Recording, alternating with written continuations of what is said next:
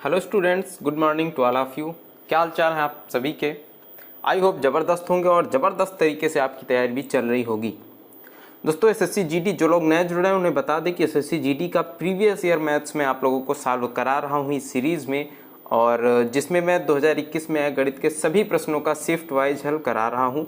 तो यह जो क्लास है यह 29 नवंबर 2021 की थर्ड शिफ्ट पर आधारित है, यानी थर्ड शिफ्ट के क्वेश्चन मैंने यहाँ पर लिए हैं मैथ्स के। तो चलिए आज की क्लास को शुरू करते हैं, ठीक है। और आप सभी को बता दें कि इस क्लास का जो सॉल्व्ड पीडीएफ है वह आपको मिल जाएगा डिस्क्रिप्शन में, उसका लिंक आपको मिल जाएगा, वहाँ से आप जा करके इसका सॉल्व पीडीएफ डाउनलोड कर सकते हैं, ठीक है। तो वहाँ से आप इसका सॉल्व पीडीएफ ले लेंगे। साथ ही साथ आप चैनल को भी सब्सक्राइब कर लेना, क्योंकि इस तरह की क्लासें आपको लगातार मिल रही हैं और आगे भी इसी तरह से मिलती रहेंगी, ठीक है। डेली सुबह 6 बजे रीजनिंग का भी प्रीवियस ईयर मैं सॉल्व करा रहा हूँ 2021 का सेट वाइज, तो इसे भी आप ज़रूर देखिएगा। आज की क्लास को शुरू करते हैं। क्वेश्चन नंबर 1 की तरफ बढ़ते हैं। एक दुकानदार एक वस्तु का अंकित मूल्य 4,000 रुपये रखता है। वह दुकानदार उस वस्तु के अंकित मूल्य पर 10% की छूट देने के बाद 20% का लाभ कमाता है। यदि वह इसे अंकित मूल्य से 100 रुपये कम में बेचता तो उसका लाभ प्रतिशत कितना होता। तो सबसे पहले तो हम सीपी निकालेंगे। दोस्तों सीपी में वह लाभ कितना कमाता है, 20% का, यानी सीपी कितना बेचता है, सीपी का 20%, यानी लाभ होगा तो 120% निकालेंगे तो विक्रय मूल्य आ जाएगा। सीपी का 120% निकालेंगे 20% लाभ जोड़ करके तो क्या आ जाएगा, विक्रय मूल्य आ जाएगा। और यह बराबर होगा जब हम अंकित मूल्य में 10% की छूट दे देंगे, यानी अंकित मूल्य को 90% में बेच देंगे तो यह भी क्या हो जाएगा, विक्रय मूल्य, और यह भी क्या होगा, विक्रय मूल्य, दोनों बराबर हो जाएंगे, ठीक है।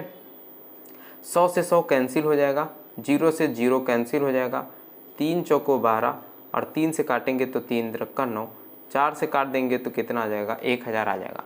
यानी सीपी जो है क्रय मूल्य है वह कितना है, क्रय मूल्य कितना होगा दोस्त यहाँ पर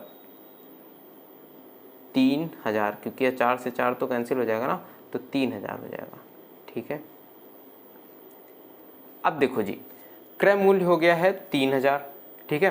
वह इसे अंकित मूल्य से 100 रुपये कम में बेचे तो उसका लाभ प्रतिशत क्या होगा। अंकित मूल्य कितना है 4000, अगर 4000 में बेचेगा तो 1000 का फायदा होगा, लेकिन अगर अंकित मूल्य से 100 रुपये कम में बेचेगा, यानी कितने में बेचेगा, एसपी कितना होगा, 4000 में से 100 घटा देंगे तो 3900 हो जाएगा। जब 3900 में बेचेगा तो उसका लाभ कितना होगा, 900 होगा, और लाभ प्रतिशत पूछा जा रहा है तो 900 बटे 3000 गुणे 100 हो जाएगा। यह क्या हो जाएगा, प्रॉफिट परसेंट, ठीक है, लाभ प्रतिशत। 0 से 0 कैंसिल हो जाएंगे, इधर ये 0 से 1 क्या 0 कैंसिल होगा, 3 त्रिका 9, कितना आ जाएगा, 3 गुणे 10 यानी 30%। तो यहाँ पर प्रतिशत लाभ कितना हो जाएगा, 30% आ जाएगा। ऑप्शन 4 सही हो जाएगा, ठीक है। अगले क्वेश्चन की तरफ बढ़ते हैं। एक कार एक समान चाल से 150 किलोमीटर की दूरी तय करती है। यात्रा में लगे समय का आंकिक मान किलोमीटर प्रति घंटे में कार की चाल के आंकिक मान के 2/3 के बराबर है। देखिए 2/3 का मतलब होता है 2/3, ठीक है। यानी कि अगर यहाँ पर समय का आंकिक मान किलोमीटर चाल, अगर यहाँ पर चाल जो है, स्पीड जो है, स्पीड कितनी हो 3x हो, तो टाइम कितना होगा। अगर स्पीड 3x है तो टाइम, देखिए किलोमीटर प्रति घंटे में कार की चाल के आंशिक मान के 2/3 के बराबर है, यानी 3x का 2/3 निकाल लेंगे तो 3x का 2/3 कितना हो जाएगा, 2x हो जाएगा, ठीक है। तो टाइम कितना हो जाएगा दोस्त, 2x हो जाएगा। और दूरी कितनी है, 150 है। डिस्टेंस बराबर क्या होता है, स्पीड इंटू टाइम होता है, और स्पीड इंटू टाइम करेंगे तो 3 दूनी 6, 6x² हो जाएगा। और 6x² बराबर है डिस्टेंस के, और डिस्टेंस कितना यहाँ पर है 150 किलोमीटर, ठीक है। पूछा जा रहा है कि 150 किलोमीटर दूरी तय करने वाला समय ज्ञात कीजिए, यानी हमें 2x का मान निकालना है। तो यहाँ से अगर 6 से भाग कर दें तो कितना आ जाएगा, 6 दूनी 12, 6 पंचे 30, x² बराबर 25, तो x बराबर कितना आ जाएगा, 5 आ जाएगा। और जब x 5 आया है तो टाइम कितना है 2x, तो 5 दूनी 10 होगा। स्पीड कितनी होगी, 5 तियां 15 होगी। यहाँ पर आपसे समय पूछा जा रहा है, क्या होगा, 10 होगा, ठीक है। 10 घंटे टाइम टोटल लगेगा। क्वेश्चन नंबर 3 रहेगा प्यारे बच्चों, एक निश्चित धनराशि पर 6% वार्षिक साधारण ब्याज की दर से 3 वर्ष में प्राप्त मिश्रधन दिया गया है 14,160 रुपये है, और उसी धनराशि पर उसी ब्याज दर पर 4 सही 2/3 वर्षों में प्राप्त साधारण ब्याज क्या है, यह निकालना है। तो सबसे पहले देखेंगे, क्योंकि साधारण ब्याज है हर वर्ष बराबर मिलेगा, तो 3 वर्षों में कितना मिलेगा, 36 का 18%। और अगर राशि 100 रही हो तो 18% का ब्याज मिल जाएगा, कितनी हो जाएगी, 118 हो जाएगा। अब 118 यूनिट बराबर है 14,160 रुपये के। तो 1 यूनिट किसके बराबर है, 118 से भाग कर देंगे, 118 1, और बचेगा कितना, यहाँ पे 3, और इधर कितना बचेगा, 3 में गया 2, 2 3 6, 236 हो जाएगा। तो 118 दूनी 236 कितना आ जाएगा, 120 रुपये आ जाएगा। 1 यूनिट कितना आएगा, 120 रुपये के बराबर आ जाएगा। ठीक है, क्लियर है। अब यहाँ पर देखें, क्योंकि ब्याज दर कितनी है, 6% ही है, और राशि तो समान ही है, 100 का 100 यूनिट ही रहेगी। ठीक है, और 4 सही 2/3, 4 सही 2/3 का मतलब 4 तियाँ 12 और 2 14/3 वर्षों में कितना ब्याज प्राप्त होगा यह बताना है। तो 14/3 वर्ष हैं और 6% की ब्याज दर है। टोटल कितना ब्याज होगा, 6 गुणे 14/3, 3 दूनी 6 और 14 दूनी 28, टोटल 28 यूनिट ब्याज मिलेगा 100 में से। तो 28 यूनिट बराबर क्या होगा, 12 8 96, हासिल लगे 9, 12 दूनी 24 और 9 कितना होगा, 33। तो कितना आ जाएगा, 3360 रुपये यहाँ पर टोटल आ जाएगा। ठीक है, क्लियर है। आगे बढ़ते हैं। देखो क्वेश्चन नंबर 4 दिया गया है कि ए और बी की आय का अनुपात जो है वह एक्स और वाई है। यदि ए की आय में 20% की वृद्धि हो जाए, यानी 20 में एक्स में से 20% बढ़ा दिया जाए, और बी की आय 25% में कमी हो जाए, यानी वाई में 25% कम हो जाए, तो अनुपात जो है वह कितना हो जाएगा, 64 और 45 हो जाएगा। तो एक्स और वाई का मान ज्ञात करो। हाँ, अनुपात एक्स और वाई, अनुपात एक्स अनुपात वाई ज्ञात करो। ठीक है, तो देखें x में कितना किया जाएगा, 20% की वृद्धि करी जाएगी, तो x का 120% बराबर किसके है, 64 के है। ठीक है, और y का 25% की कमी करी जा रही है, तो 75% बराबर किसके है, 45 के है। x का मान अगर यहाँ से निकालें तो कितना होगा, 0 से 0 कैंसिल होगा। ठीक है, और 2 से काटेंगे 2 छाके 12, 2 से काटेंगे 2 पंचे 10, 2 से काटेंगे 2 तियाँ 6, 2 से काटेंगे 2 तियाँ 6, 2 दूनी 4, कितना आ जाएगा, x बराबर 32 गुणे 5 यानी 5 दूनी 10 और 5 तियाँ 15 16, 160 बटे कितना आ जाएगा, 3। तो x बराबर कितना आ जाएगा, 160 बटे 3, और y बराबर कितना आएगा, 25 तियाँ 75, 25 चौको 100, 3 से काटेंगे 15 तियाँ 45, 15 आ जाएगा, 15 चौको 60, तो y बराबर कितना आ जाएगा, 60 आ जाएगा। अब बोला जा रहा है x अनुपात y बताओ, तो x कितना है, 160 बटे 3 है, और y कितना है, 60 है। अब देखें यहाँ पर बटे 3 है ना, तो गुणा 3 करा देंगे, इधर भी 3 से गुणा, और इस अनुपात में दोनों में 3 से गुणा करा देंगे। यह 3 से 3 हो जाएगा कैंसिल, बचेगा कितना, 160 अनुपात 6 त्रिका 18 यानी 180, 0 से 0 कैंसिल, 2 अट्ठे 16, 2 नहीं 18, कितना आ जाएगा, 8 अनुपात 9 यानी ऑप्शन 2 यहाँ पर राइट आंसर हो जाएगा। ठीक है, आगे बढ़ते हैं अगले क्वेश्चन में। दिया गया 2 सही 3/4। ठीक है, 2 सही 3/4 को क्या लिख लेंगे, यह 3 है। ठीक है, और बटे में 4 है, इसको क्या लिख लेंगे, 4 दूनी 8 और 8 3 11, 11/4 बटे में 6 कम 6 और 6 5 11, 11 बटे कितना हो जाएगा, 6 हो जाएगा, भागित है 7/8। तो इसको गुणा कर लेते हैं, ऊपर 8 और नीचे 7 लिए जाते हैं, गुणा 8/7 हो जाएगा। गुणा करना है, इनको जोड़ लेंगे तो कितना हो जाएगा, 4 तियाँ 12 एलसीएम होगा, और 4 + 3 कितना हो जाएगा, 7 यानी 7/12। ठीक है, प्लस 5/7 भागित 3/4 है, और यहाँ पर 3/7 है, तो इनका क्या करेंगे, गुणा करा लेंगे, क्योंकि आप सबसे पहले सॉल्व करना है। तो 3 त्रिक का कितना हो जाएगा, 9 हो जाएगा, बटे में 7 चौको 28 हो जाएगा। ठीक है, और माइनस 5/4 और 3/5, तो 5 से 5 कैंसिल हो जाएगा, आ जाएगा 3/4 आ जाएगा। ठीक है, इसे जब सॉल्व करेंगे तो ये जो 11/6 है ना, यह भी संख्या पलट करके गुणा हो जाएगा, यानी 11/4 गुणे 6/11 हो जाएगा। ठीक है, तो इसे भी लिख लेते हैं, 11/4 गुणे 6/11 गुणे 8/7 गुणे 7/12 प्लस इसको संख्या को पलट देंगे तो 5/7 गुणे 28/9 माइनस 3/4 आ जाएगा। ठीक है, 7 से काट देंगे तो 7 चौको 28, यहाँ पर आ जाएगा 4। इधर 11 से 11 कैंसिल हो जाएगा, 6 से काटेंगे 6 दूनी 12 आ जाएगा, 7 से 7 यह कैंसिल हो जाएगा, 4 दूनी 8 इधर आ जाएगा और 2 से यह 2 भी कैंसिल हो जाएगा। तो यहाँ पर टोटल में कितना बचेगा, 1 बचेगा, 1 प्लस यहाँ पर कितना बचेगा, 5 चौको 20 और 20/9 माइनस 3/4। तो 36 को कर लेंगे एलसीएम, जब 36 एलसीएम लेंगे तो 9 चौको 36 हो जाएगा, इधर आ जाएगा 36 प्लस 20 चौको 80 माइनस 3 9 27।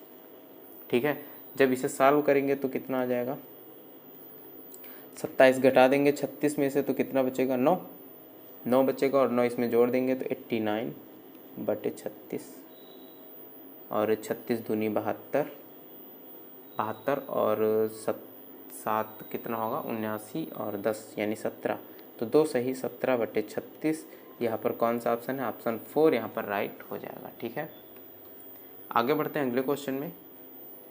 क्वेश्चन नंबर 6 दिया गया है, यदि 4 पुरुष और 5 महिलाएं एक कार्य को 30 दिन में और 6 पुरुष और 7 महिलाएं उसी काम को 24 दिन में पूरा कर सकती हैं, तो एक महिला को अकेले उसी कार्य के 2/3 भाग को पूरा करने में कितने दिन लगेंगे।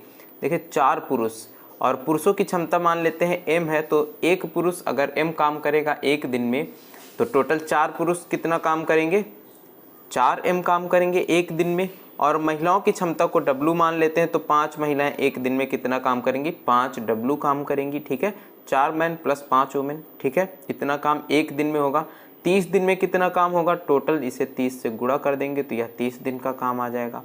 ठीक है, इसी तरह से 6 पुरुष हैं तो 6 मैन, एक दिन का काम 6m प्लस 7 महिलाएं हैं तो 7w एक दिन का काम, और टोटल कितने दिनों में काम करेंगे, 24 दिन तक काम करेंगे, यानी 24 दिनों में काम को पूरा करेंगे। और काम दोनों सेम है। ठीक है, वही कार्य यह भी कर रहे हैं, वही कार्य यह भी कर रहे हैं, तो दोनों कैसे हैं, बराबर हैं। अब यहाँ से हम महिला और पुरुष का रेशियो बना लेंगे कि इनकी क्षमताओं का अनुपात क्या है। ठीक है, 6 से काटेंगे 6 पंचे 30, 6 चौको 24, 5 से गुणा करा देंगे 5 चौको 20m प्लस 5 पंचे 25w बराबर 4 छंग 24m प्लस 4 सते 28w। ठीक है, 28 को इधर भेज देते हैं और m को इधर भेज देते हैं, तो 24 माइनस का हो जाएगा और 20 यह प्लस का है तो माइनस का 4m आ जाएगा बराबर w कितना आ जाएगा, इधर भेजेंगे तो 3w हो जाएगा। ठीक है, और मैन और वोमेन का रेशियो बना लेंगे तो कितना आ जाएगा, माइनस का 3/4 आ जाएगा। ठीक है, क्लियर है। आदमी की क्षमता अगर -3 है तो महिला की क्षमता कितनी होगी, +4 होगी। या फिर ये कह सकते हैं कि अगर किसी व्यक्ति की क्षमता, आदमी की क्षमता 3 होगी तो महिला की क्षमता -4 होगी। दोनों में किसी एक को माइनस करना पड़ेगा, किसी एक को प्लस करना पड़ेगा, क्योंकि यहाँ पर माइनस में आंसर आ रहा है। महिला के बारे में हमसे पूछा जा रहा है तो महिला की प्लस मान लेते हैं और पुरुष की मान लेते हैं कि माइनस की क्षमता होगी। माइनस का क्षमता का मतलब यह है कि जब कोई महिला 4 कार्य करेगी तो पुरुष 3 काम बिगाड़ देगा। ठीक है, इसका मतलब यह है। अब यहाँ पर टोटल काम की अगर बात करें तो टोटल काम क्या है, चाहे यहाँ पर m और w का जो रेशियो में ये निकला है इनका मान रखते हैं, इनकी क्षमताएं जो निकली हैं रखते हैं, या फिर इसमें रखते हैं, किसी भी एक में रख दें।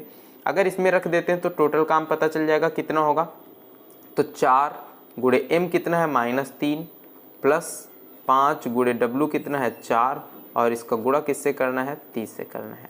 तो यहाँ पर कुल कार्य जो है वह निकल आएगा, कुल कार्य। ठीक है, और यह कितना निकला, 4 तियाँ 12 माइनस के 12 प्लस 5 चौको 20 गुणे 30।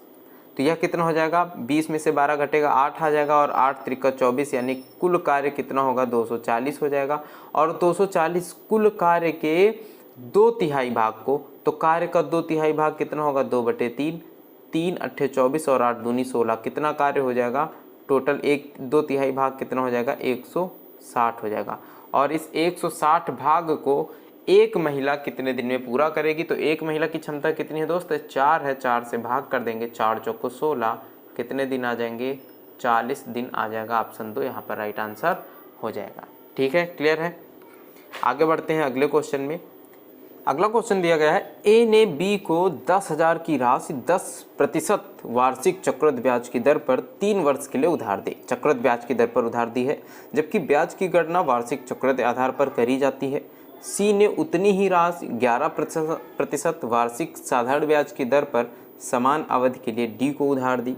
3 वर्ष की समाप्ति पर इनमें से किसे और कितना अधिक लाभ प्राप्त होगा? जब ऑप्शन देखेंगे तो ए और सी है, तो यहाँ पर आपको यह बताना है कि ए को ज़्यादा रुपए मिलेंगे या सी को ज़्यादा रुपए मिलेंगे, किसे ब्याज के रूप में ज़्यादा रुपए मिलेंगे और कितने ज़्यादा मिलेंगे। तो अगर आप देखें तो 10% का वार्षिक चक्रवृद्धि ब्याज की दर है। 10% का मतलब है कि एक वर्ष में 10 वाली राशि कितनी हो जाएगी? 11 हो जाएगी। और 3 वर्ष के लिए दिया गया है, तो 3 वर्षों में राशि कितनी हो जाएगी? इसका क्या कर देंगे? क्यूब कर देंगे, क्योंकि यह चक्रवृद्धि ब्याज है। ए ने बी को जब उधार दिया तो ए को कितने रुपए मिलेंगे? तो 10 का क्यूब कितना करेंगे? कितना हो जाएगा? 1 2 3 1000 हो जाएगा। और कितना आ जाएगा? 1331। 11 का क्यूब 1331। लेकिन यहाँ पर राशि कितनी है? 1000 नहीं, 10,000 है। ठीक है, तो 10,000 का मतलब यहाँ पर 1 0, इधर भी 10 से गुणा कर देंगे, क्योंकि यह अनुपात है तो इधर भी 10 से गुणा कर देंगे। तो यहाँ पर 10,000 की राशि 3 वर्षों में कितनी हो जाएगी? 13,310 हो जाएगी चक्रवृद्धि ब्याज पर। और सी ने उतनी ही राशि 11% वार्षिक साधारण ब्याज की दर पर डी को उधार दी है, यानी 10,000 की राशि ही उधार पर दी है, लेकिन 3 वर्ष के लिए 11% की वार्षिक दर पर दी गई है। ठीक है, तो यहाँ पर अगर आप देखेंगे तो ब्याज कितना मिल रहा है? 3310 का ब्याज मिल रहा है। ए को 3310 का ब्याज मिला। और सी को कितना ब्याज मिलेगा? क्योंकि 10,000 की राशि है और इसमें 11% की दर है, 3 वर्षों में साधारण ब्याज है, तो 11 तियाँ 33% का ब्याज प्राप्त होगा। तो 33/100, 0 से 0 कैंसिल हो जाएगा, कितना आ जाएगा? 3300 आ जाएगा। और यह 3300 रुपये किसे मिलेंगे? सी को मिलेंगे। तो बताएं 3310 ज़्यादा है या 3300? 3310 ज़्यादा है, यानी ए को जो है 10 रुपये अधिक मिलेगा। ठीक है, ए को सी से 10 रुपये अधिक यहाँ पर मिल जाएगा। ठीक है, आगे बढ़ते हैं अगले क्वेश्चन में। क्वेश्चन नंबर 8 क्या दिया गया है?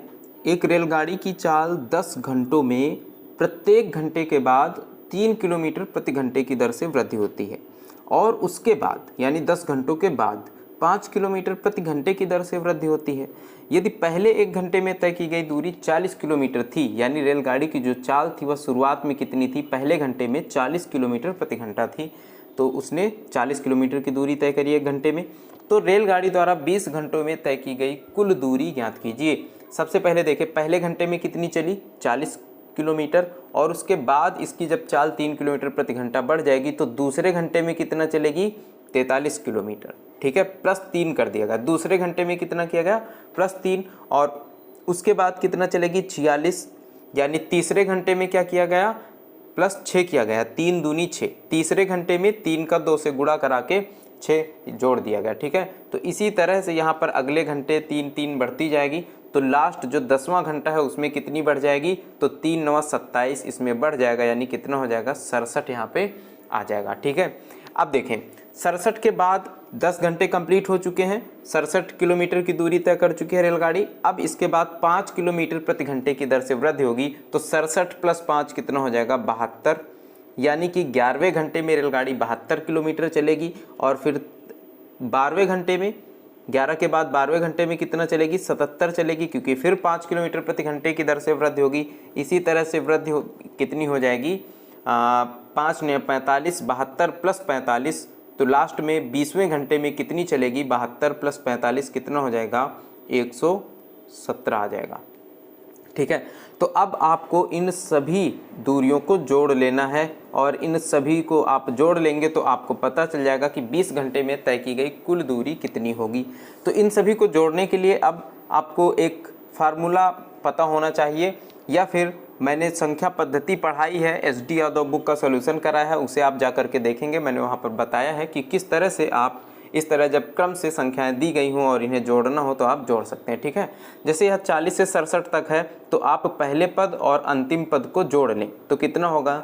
7 और 6 4 10 107 होगा, गुणे जितने यहाँ पर पद लिखे हुए, कितने पद लिखे हैं 10 बटे कितना कर देंगे 2, तो इन सभी का योग यहाँ पर निकल आएगा। 2 से गुणा भाग करेंगे 2 पंचे 10, 5 से गुणा कर देंगे तो 5 सत्ते 35 और 5 एकम 5 यानी 535 आ जाएगा।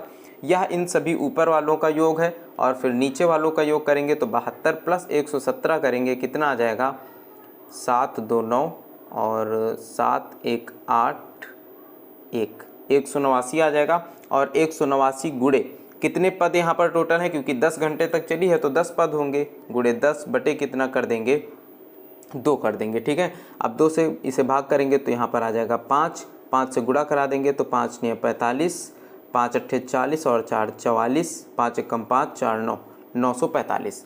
तो 535 इस तरह प्लस 3 होकर के चली है और 945 चली है प्लस 5 होकर के, इन दोनों को जोड़ देंगे तो कितना आ जाएगा 5 5 10 का 0 हासिल लगाए 4 4 8 और उसके बाद 9 और 5 14, तो कितना आ जाएगा 1480 किलोमीटर टोटल यह रेलगाड़ी चली है। ऑप्शन 2 यहाँ पर सही हो जाएगा। ठीक है, आगे बढ़ते हैं अगले क्वेश्चन में। ए और बी क्रमशः एक कार्य को 12 दिनों और 20 दिनों में पूरा कर सकते हैं।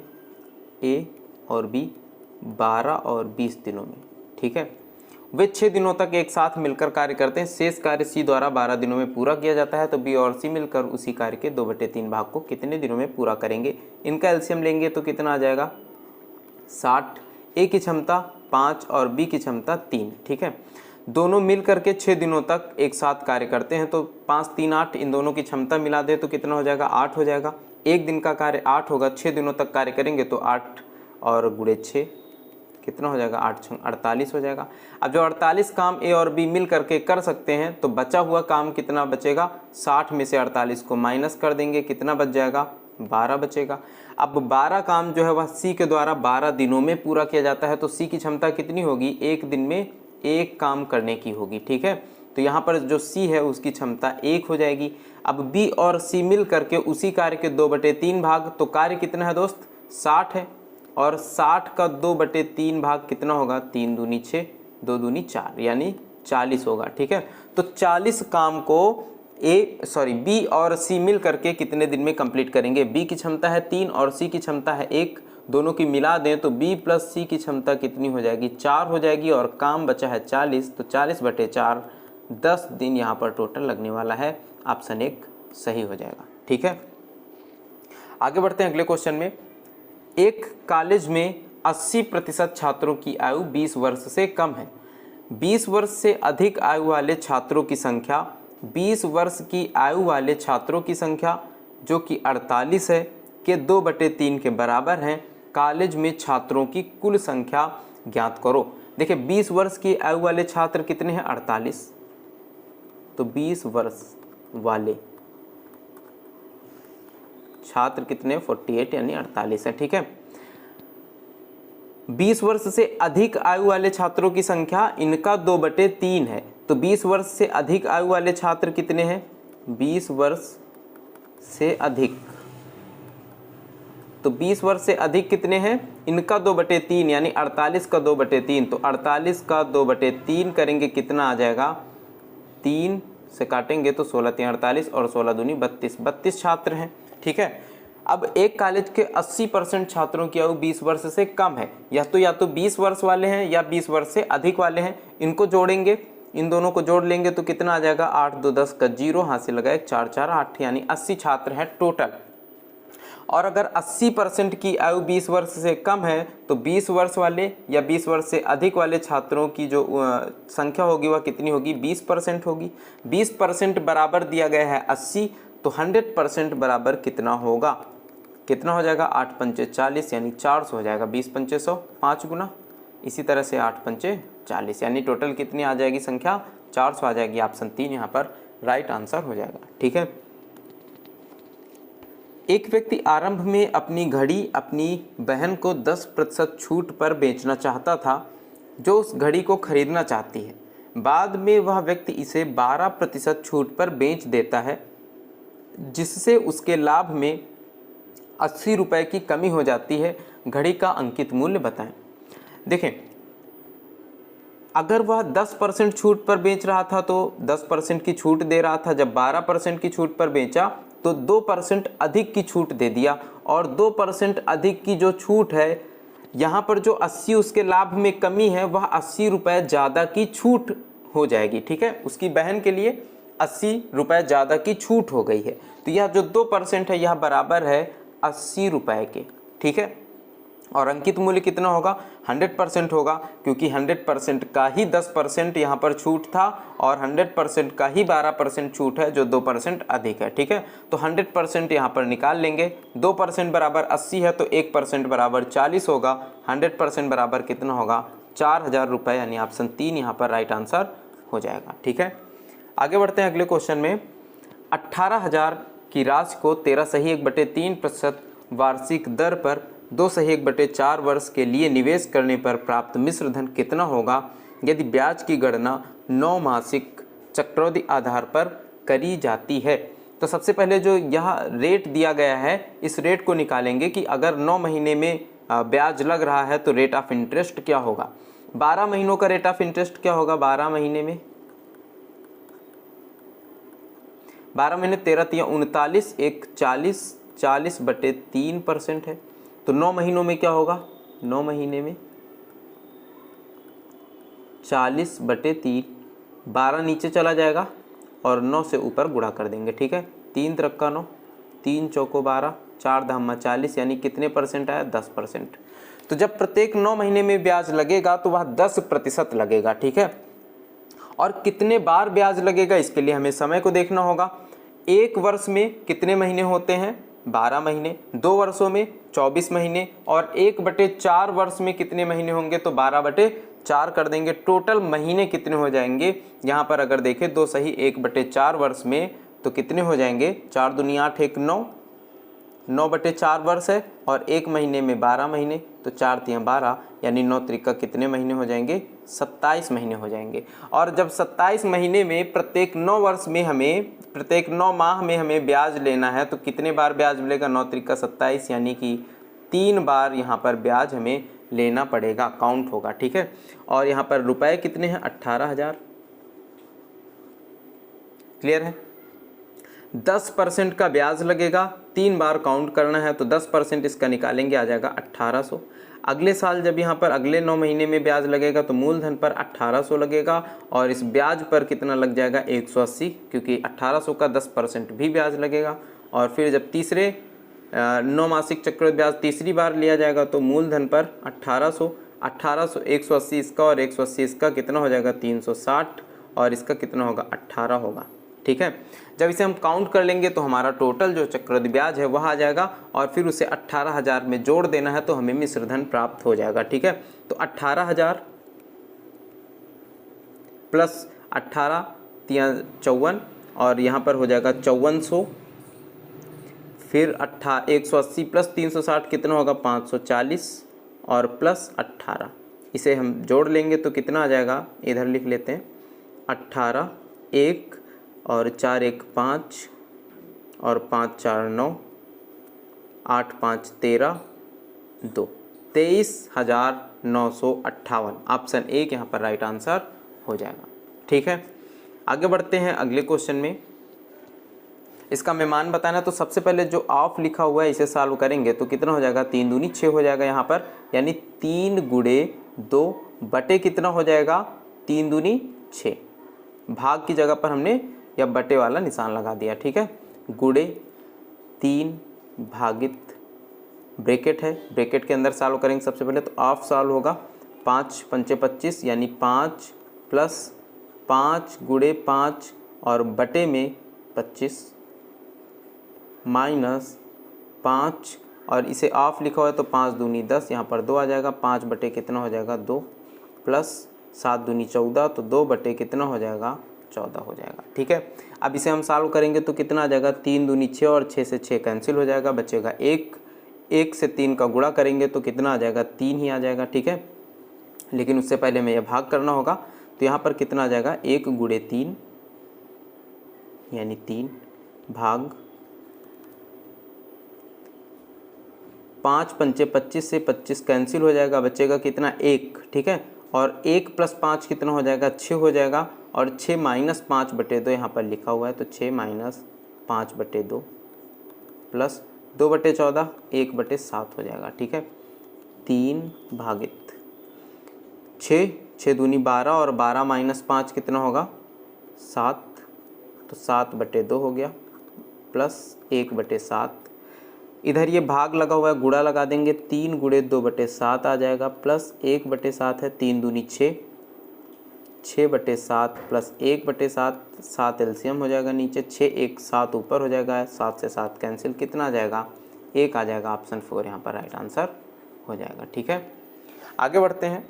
एक निश्चित धनराशि को 3 भागों में 11:8:5 के अनुपात में विभाजित किया जाता है।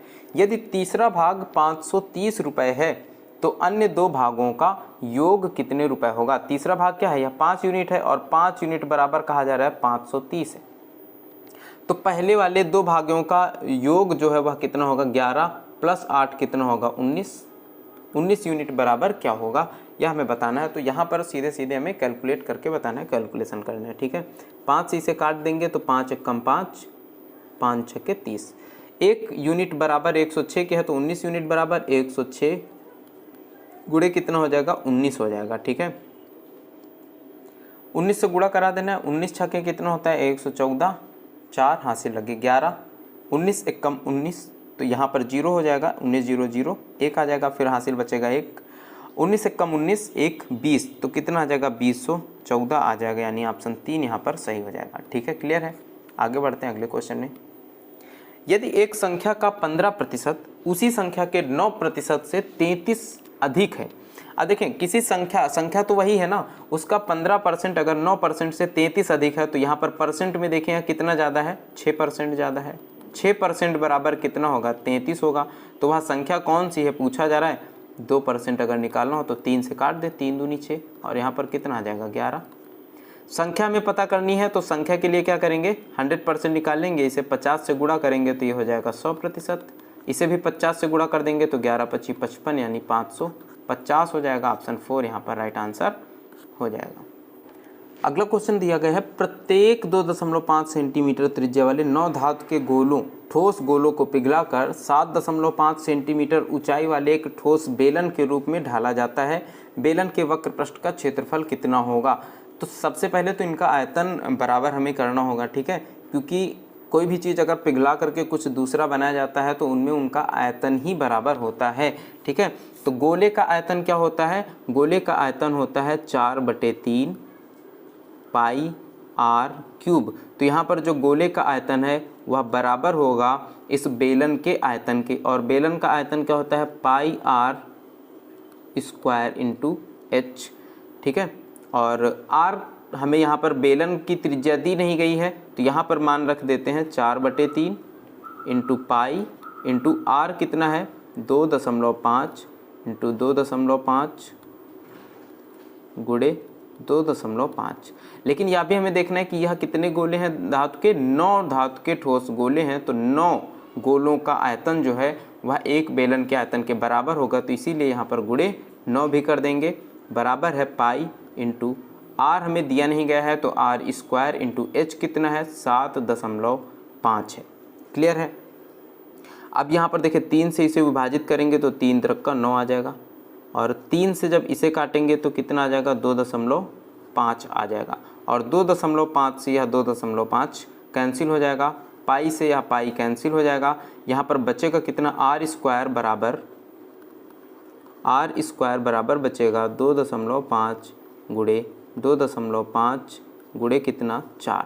तो r बराबर कितना आ जाएगा, इसका अंडर रूट कर देंगे और यहाँ से स्क्वायर हटा देंगे, तो r बराबर कितना आ जाएगा, 2.5 गुणे 2, यानी 25 दूनी 50। तो त्रिज्या कितनी आ जाएगी, यहाँ से 5 आ जाएगी। जब त्रिज्या 5 आ गई है, अब हमें क्या निकालना है, इस बेलन का वक्र पृष्ठ का क्षेत्रफल निकालना है, और बेलन के वक्र पृष्ठ का क्षेत्रफल क्या होता है,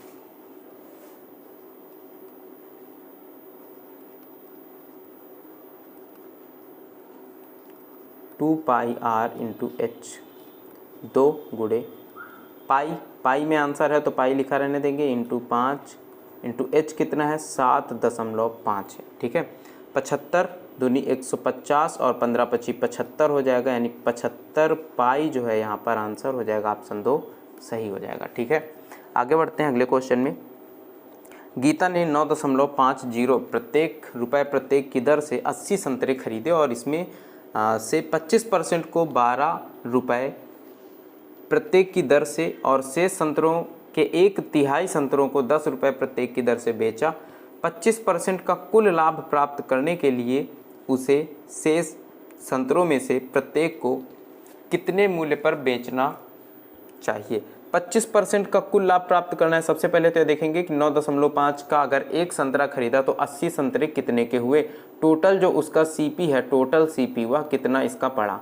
तो 9.5 गुणे 80 कितना आ जाएगा, 8 पंचे 40 और 8 9 72 और 4 76, यानी 760 रुपये इसने टोटल खरीदे, 760 में खरीदा। 25% का इसमें लाभ प्राप्त करना है तो कितना होगा, 25% इसका कितना होगा, 1/4 और 1/4 क्या होगा, 4 एकम 4, 4 ने 36, 190 रुपये का उसे टोटल इसमें लाभ प्राप्त करना है। ठीक है, अब उसने इन संतरों में से 80 संतरे हैं ना टोटल, 80 संतरों में से 25%, अब 25% का मतलब क्या होगा, 25% का मतलब है कि 80 का 25% यानी 1/4 तो कितना हो जाएगा, 20 संतरे। अगर इसका 25% निकालें 80 का तो कितना आएगा, 20 संतरे आ जाएगा। 20 संतरों में प्रत्येक को 12 रुपये में बेचा है, यानी कितने में बेचा, 12 दूनी 24, 240 रुपये में बेचा। ठीक है, और शेष संतरे कितने बचे हैं, 60। शेष के 1/3 को, शेष कितना बचा है, 60 और 60 का 1/3 यानी 20 संतरे, और 20 संतरों को 10 रुपये प्रत्येक की दर से बेचा। जब इसे 10 रुपये में बेचेगा तो कितने में बिकेंगे, 200 में बिकेंगे। तो 240 प्लस 200 कितना हो जाएगा, 2 2 4 यानी 440 हो जाएगा। 440 यहाँ पर हो रहा है। ठीक है, टोटल यहाँ पर खरीदा कितने में था, 760 में खरीदा था, अभी बेचा कितने में, 440 में, और 190 का इसे लाभ भी लेना है तो टोटल इसे कितने में बेचना चाहिए, 760 प्लस 190 यानी कितने में, 0 9 6 15 के 5 हाथ से लगे 1 8 1 9, 950 में टोटल बेचना चाहिए। 440 में बिक चुके हैं तो बचे कितने अभी, 0 1 9 में से 4 गए 5, 510 रुपये अभी इसे और मिलने चाहिए। और यहाँ पर संतरे कितने बचे, 20 और 20 टोटल यहाँ पर 40 बिक चुके हैं, बचे कितने हैं, 40। अब 40 संतरों को बेचने के लिए 510 रुपये में प्रत्येक संतरों को किस मूल्य पर बेचा जाना चाहिए, तो 510/40 कर देंगे, कितना आ जाएगा, 4 एकम 4 1 4 दूनी 8, ठीक है, और 3 11 तो 4 7 28 4 पंचे 20, 12.75 रुपये में इसे अब एक संतरे को बेचना होगा, जिससे इसके जो 40 संतरे हैं वो 510 में बिक जाएंगे और इसे 190 का लाभ प्राप्त हो जाएगा। ठीक है, आगे बढ़ते हैं अगले क्वेश्चन में। 30 मीटर लंबाई और 25 मीटर चौड़ाई वाले एक आयताकार मैदान के बाहर चारों ओर 5 मीटर की एक समान चौड़ाई वाला रास्ता बनाया गया है। रास्ते का क्षेत्रफल ज्ञात करना है। यह 30 मीटर है और यह 25 मीटर है। इसके बाहर चारों तरफ 5 मीटर एक समान चौड़ाई का एक रास्ता बनाया गया है। ठीक है, तो अगर यह अंदर वाला पार्ट 30 मीटर है तो यह पार्ट कितना होगा, 5, और यह भी 5, टोटल 10 यहाँ पर लंबाई बढ़ जाएगी। तो टोटल कितनी लंबाई होगी बाहर वाले आयत की, 40 होगी, और इसकी चौड़ाई टोटल कितनी होगी, 25 प्लस 10 कितनी हो जाएगी, इसकी चौड़ाई 35 हो जाएगी। ठीक है, तो अगर हम इस बाहर वाले आयत के क्षेत्रफल में छोटे वाले यानी अंदर वाले आयत का क्षेत्रफल माइनस कर दें, इसका क्षेत्रफल निकाल करके माइनस कर दें, तो इस रास्ते का क्षेत्रफल हमें प्राप्त हो जाएगा। ठीक है, तो अंदर वाले का क्षेत्रफल कितना होगा, 25 या 75 यानी 750 होगा। इसे माइनस कर देना है 35 गुणे 40 में, 0 और 4 पंचे 20 का 0 हाथ से लगे 2, 4 3 12 और 2 14, 1400 में 750 को माइनस कर देंगे, कितना बचेगा, 650 बच जाएगा, और यही रास्ते का क्षेत्रफल होगा। ऑप्शन 1 सही हो जाएगा। ठीक है, अगले क्वेश्चन में बढ़ते हैं। 1680 रुपये में 4 वस्तुएं बेचने पर एक व्यक्ति को 4 वस्तुओं के क्रय मूल्य के बराबर लाभ प्राप्त होता है। लाभ प्रतिशत ज्ञात करो। देखिए, हमें निकालना है लाभ प्रतिशत, और क्रय मूल्य के बराबर लाभ प्राप्त हो रहा है तो हम मान लेते हैं कि एक वस्तु का CP यानी क्रय मूल्य 1 रुपये है। ठीक है, एक वस्तु का क्रय मूल्य 1 रुपये या 1 यूनिट कुछ भी मान लेते हैं है। तो यहाँ पर कितनी वस्तुएं हैं, टोटल कितनी वस्तुएं बेची, 4 वस्तुएं बेची हैं। तो 4 वस्तुओं का CP जो होगा वह कितना होगा, 4 वस्तुओं का CP कितना होगा, 4 होगा, क्योंकि एक वस्तु का CP 1 रुपये है तो 4 वस्तुओं का CP कितना होगा, 4 रुपये होगा। एक व्यक्ति को 4 वस्तुओं के क्रय मूल्य के बराबर लाभ होता है, यानी उसे जो प्रॉफिट हो रहा है वह भी कितना हो रहा है, 4 वस्तुओं के क्रय मूल्य के बराबर, यानी 4 रुपये का उसे लाभ भी हो रहा है। तो लाभ प्रतिशत ज्ञात कीजिए, 4 रुपये में उसे 4 रुपये का ही लाभ हो रहा है, यानी लाभ प्रतिशत यहाँ पर कितना है, 100%, यानी 100% इसे लाभ हो रहा है। ठीक है, आगे बढ़ते हैं अगले क्वेश्चन में। 4 संख्याओं का औसत 10 है। यदि पहली संख्या दूसरी संख्या की 2/3 है तो 4 संख्याओं का औसत 10 है, तो योग कितना होगा, 10 चौको 40 होगा। पहली संख्या जो है वह दूसरी संख्या की 2/3 है, दूसरी संख्या तीसरी संख्या की 3/4 है, और तीसरी संख्या चौथी संख्या की 4 गुनी है।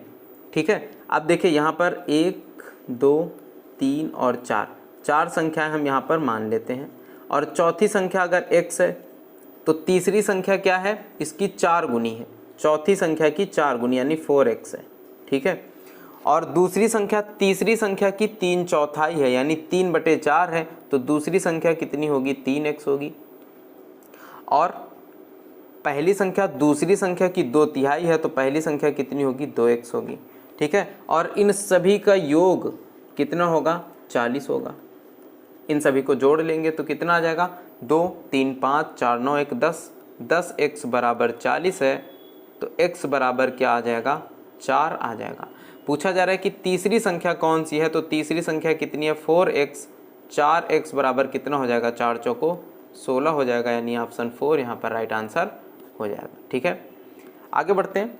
5 अंकों की छोटी से छोटी संख्या k है, जिसे 18, 24, 30, 40 और 42 से विभाजित करने पर प्रत्येक स्थिति में 7 शेष बचता है, तो k के अंकों का योग ज्ञात करो। 5 अंकों की छोटी से छोटी संख्या है, तो सबसे पहले हम क्या करेंगे, इनका LCM निकालेंगे, क्योंकि इनसे ही विभाजित करना है। तो 18, 24, 30 और 40 और 42 का LCM निकालेंगे। ठीक है, और जब इनका LCM निकालेंगे 2 से भाग करेंगे, 2 नहीं 18, 12, 15, 20 और यहाँ पर आ जाएगा 21। ठीक है, फिर एक बार 2 से भाग करेंगे तो 9, 6, 15, 10, 21,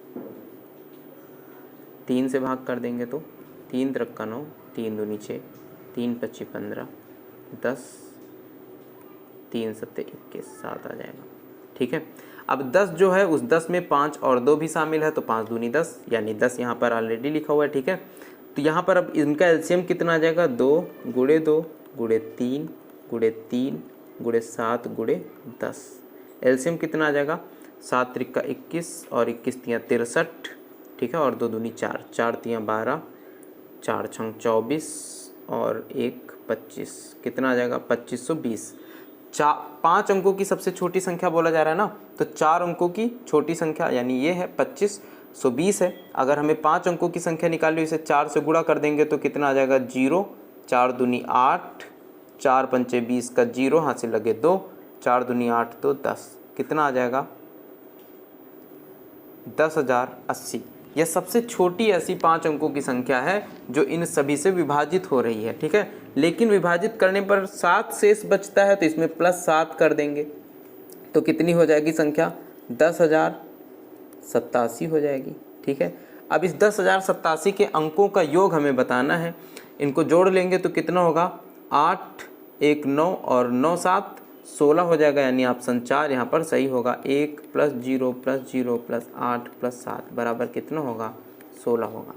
ठीक है, आगे बढ़ते हैं अगले क्वेश्चन में। आरोही क्रम में ली गई 6 क्रमागत सम संख्याओं का औसत कितना है, 107 है। 6 क्रमागत सम संख्याएं हैं, आरोही क्रम में है यानी बढ़ते हुए क्रम में है। अंतिम 3 संख्याओं का औसत ज्ञात करना है। तो देखें जो औसत होता है ना वह मध्य वाली संख्या होती है, लेकिन जब सम संख्याएं हैं तो इसके बाद क्या करेंगे, अगर सम संख्या है और इनका औसत 107 है तो 107 कोई सम संख्या तो है नहीं, इसके एक पहले वाली 106 सम संख्या होगी और इसके एक बाद 108 सम संख्या होगी। यह दोनों मध्य में रहने वाली सम संख्याएं होंगी। टोटल सम संख्याएं कितनी हैं? 6 क्रमागत हैं, यानी 107 के पहले 3 क्रमागत सम संख्याएं होंगी और 107 के बाद वाली 3 क्रमागत सम संख्याएं होंगी। यहाँ पर अंतिम 3 संख्याओं का औसत पूछा जा रहा है, तो 108, 110 और 112 यह अंतिम 3 क्रमागत सम संख्याएं होंगी। ठीक है, और फिर जब इनका औसत निकालेंगे तो इन तीनों के मध्य में कौन सी संख्या है? 110, 110 इनका औसत आ जाएगा, यानी 110 यहाँ पर आंसर हो जाएगा। ठीक है,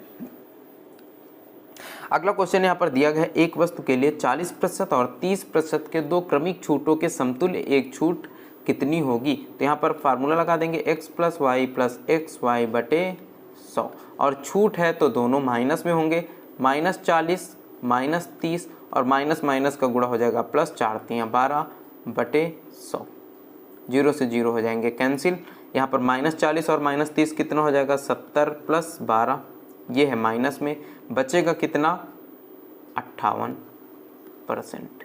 माइनस का 58% आ रहा है, इसका मतलब 58% की छूट 40 और 30 के समतुल्य छूट के बराबर है क्रमिक। ठीक है, आगे बढ़ते हैं अगले क्वेश्चन में। ए, बी और सी की आयु का योग 66 वर्ष है। ए की आयु तथा बी और सी की संयुक्त आयु का अनुपात 5:6 है। ए अनुपात बी प्लस सी कितना है? 5:6 है। यानी अगर हम ए प्लस बी प्लस सी की आयु निकालें, ए प्लस बी प्लस सी की आयु निकालें तो कितना होगा? 6 × 5 = 11 होगा, और 11 यूनिट बराबर कितना है? 66 वर्ष है। तो 1 यूनिट बराबर कितना वर्ष होगा? 6 वर्ष होगा। ठीक है, यहाँ से ए की उम्र निकल आएगी। ए की उम्र कितनी है? 5 यूनिट है, तो 5 × 6 = 30 यूनिट यहाँ पर ए की उम्र आ जाएगी। ठीक है, और बी और सी की 36 वर्ष आ जाएगी। क्लियर है, बी और सी की मिला करके 36 वर्ष है। हमें बताना है कि सी की उम्र क्या होगी, तो आगे पढ़ेंगे। आगे दिया गया है कि बी की आयु ए और सी की संयुक्त आयु का अनुपात 4:7 है, यानी बी अनुपात ए प्लस सी कितना है? 4:7, तो 7 × 4 = 11, 11 यूनिट बराबर 66 है। तो 4 यूनिट बराबर, यानी बी का मान क्या होगा?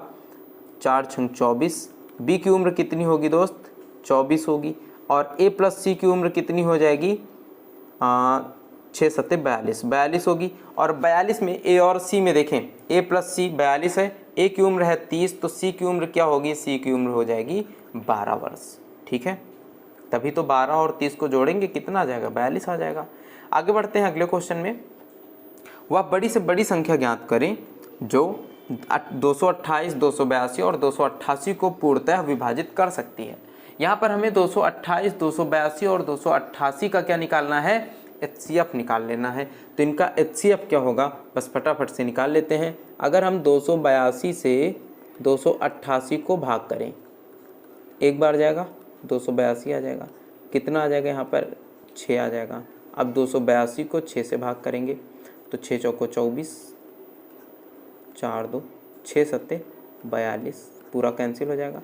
कितना आया? 6 आया, यानी 282 और 288 का HCF 6 है। अब 6 से क्या यह 228 विभाजित हो जाएगा, तो 6 × 18, 4 × 8, 6 × 8 = 48 हो जाएगा विभाजित। इसका मतलब जो HCF है वह कितना है दोस्त? 6 है। ऑप्शन एक यहाँ पर राइट हो जाएगा। तो इस तरह से आपने देखा कि 25 प्रश्न यहाँ पर सॉल्व किए गए हैं। अगर आपको किसी भी क्वेश्चन में कोई भी डाउट है तो आप कमेंट करके बता सकते हैं। बाकी अगर क्लास अच्छी लगी हो तो लाइक कर दीजिएगा। डेली सुबह 6 बजे SD यादव बुक का सोल्यूशन मैं करा रहा हूँ। अगर आप मैथ्स में वीक हैं तो यह क्लास आपके लिए बहुत ज़रूरी होगी, जिससे आपका मैथ्स में कॉन्फिडेंस भी बढ़ेगा और आपको मैथ्स बहुत अच्छे से समझ में भी आएगी। ठीक है, तो क्लास अगर पसंद आई हो तो लाइक कर दीजिएगा, चैनल को सब्सक्राइब कर लीजिएगा अगर नए हैं तो, और कमेंट वगैरह कर दीजिएगा। ठीक है, शेयर कर दीजिएगा। मैं मिलूँगा आपको नेक्स्ट क्लास में, तब तक के लिए बाय बाय, टेक केयर, जय हिंद।